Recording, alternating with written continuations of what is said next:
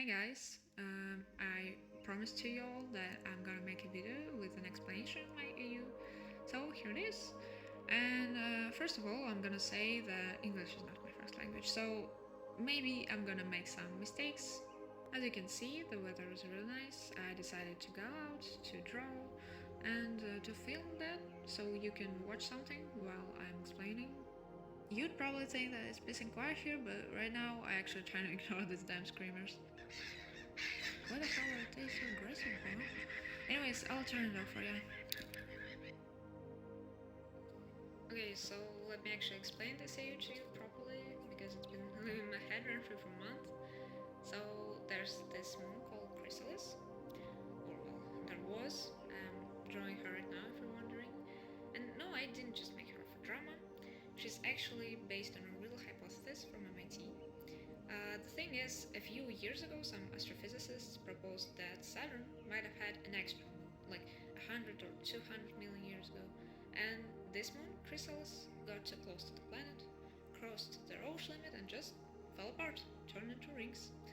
That's the theory, and her name comes from ancient Greek, Crhysalis, which means butterfly cocoon. That's the reason why I put butterflies in her design, which is kind of beautiful and also really sad because nothing ever got really much from it, you know.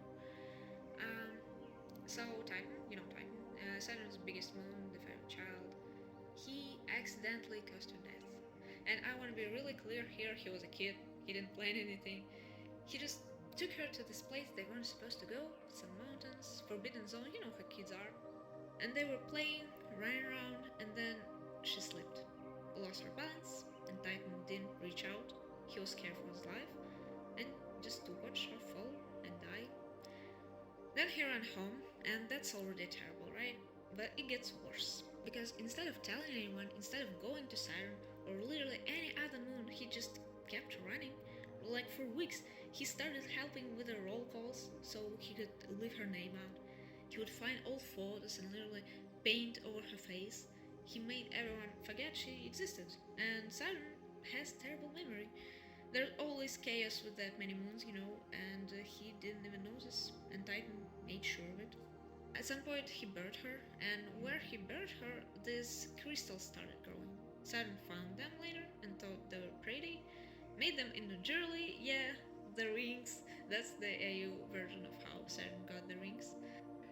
It's a shame I didn't figure out how to put my phone in the position where you can see what I'm drawing, like zoomed in. I don't know, I'm just gonna change rockers. How do you say it? Wait, let me Google it. How do you say rockers? Rockers. Wait. Angle. You say angle. Perspective. Okay, angle. Yeah.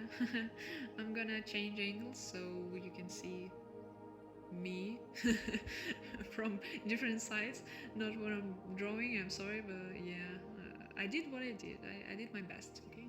Fast forward millions of years, canon stuff happens, revolution, the solar system trials, all that. So Titan grows up. He changes. He starts this club for moons, a place where they don't have to feel like just extensions of their planets. He becomes respected. People trust him. He's actually good, or at least he's trying really hard to be. And then Crhysalis comes back. Not alive, temporal paradox nonsense. The show already broke physics with Proto and Theia, so I'm just boring that logic.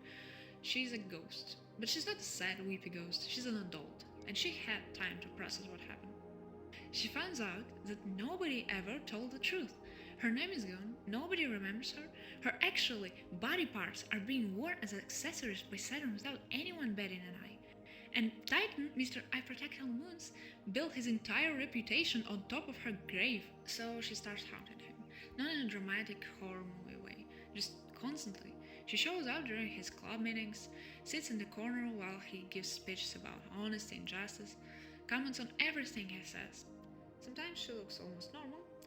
Sometimes, in Titan's dreams, or I would say nightmares, she looks like like what's left after a planet's gravity tears you apart inside a Roche limit just to mess with him. He tries to ignore her, tells himself it's stress, hallucinations, whatever, gets angry. And there's a thing that makes it painful. He has changed. he's not faking the good stuff anymore. He genuinely helps people. He genuinely cares about other moons. But none of that erases what happened or what he did after. And she's not asking for a hack. She just wants her name back. So the story runs in three timelines. First is childhood, when Crhysalis was loud and messy and desperate to belong to Saturn's family of moons. And Titan was already, anxious, conflict avoidant, kind of a liar when it got him what he wanted. Second is the present, haunting, guilt, lots of arguing. And third is this weird time loop thing, where adult Titan and adult Crhysalis get thrown back in the past, and they see their younger selves. They see Saturn without rings.